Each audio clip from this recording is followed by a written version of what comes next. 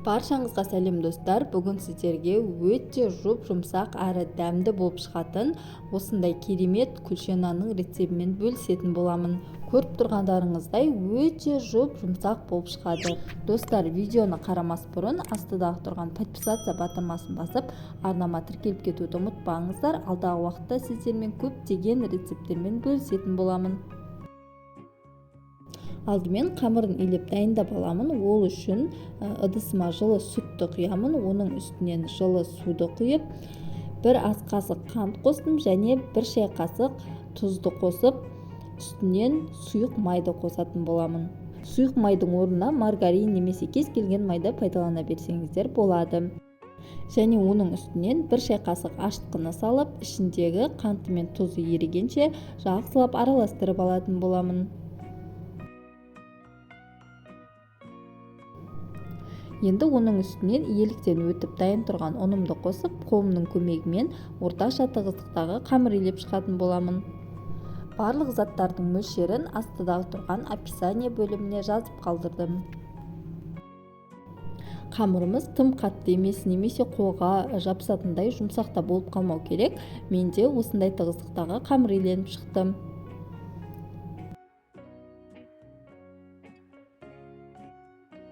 Қазір қамырымыз ашып шыққаннан кейін бізге қамырмен жұмыс жасау оңай болу үшін бетінен кішкене ғана сұйық майды құйып барлық жеріне бірдей жағып шықтым.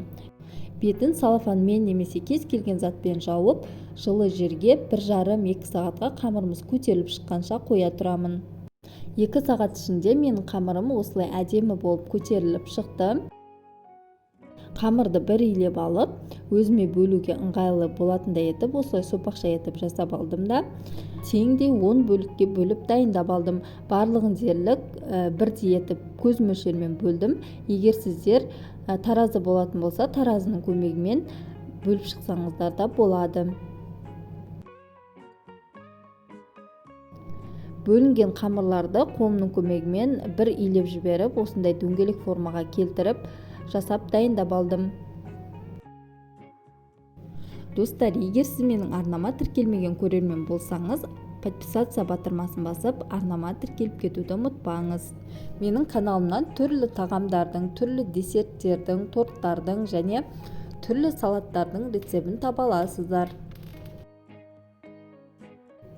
Бөліктерге бөліп, иленіп қойған қамырды табамызға осылай арасын алшақ-алшақ еткізіп орналастырып шықтым.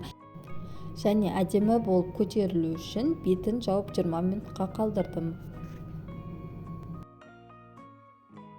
Өздеріңіз көріп отырғандай, біздің қамырларымыз кішкене көтеріліп, бір-біріне жақындай түскен. Мен бұл жерде 6 зуала қамырды салған едім. Қамырларымыз көтеріле келе сыймайтын болғандықтан бір зуала қамырды алып тастап, осылай 5 күлше нанды бір табада пісіріп алдым. Ортасын қолымның көмегімен осылайша басып шықтым және ортаңғы бөлігі қатты көтеріліп кетпес үшін шанышқының көмегімен осылайша барлығын кескілеп шықтым. Және күлше нандарымыздың ең беткі бөлігіне жұмыртқаның сарысына кішкене сүтті араластырып қосып, барлығының бетіне осылайша жағып шықтым.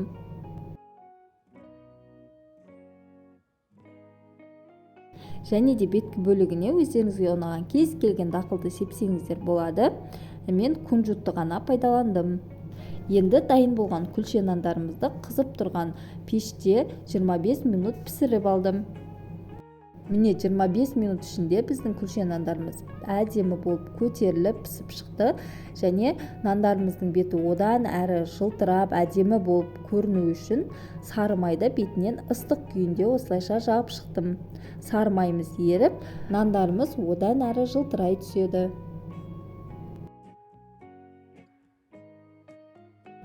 Қалған күлше нандарды да дәл осылай пісіріп алдым. Міне осымен біздің өте дәмді әрі жұмсақ күлше нандарымыз пісіп дайын болды.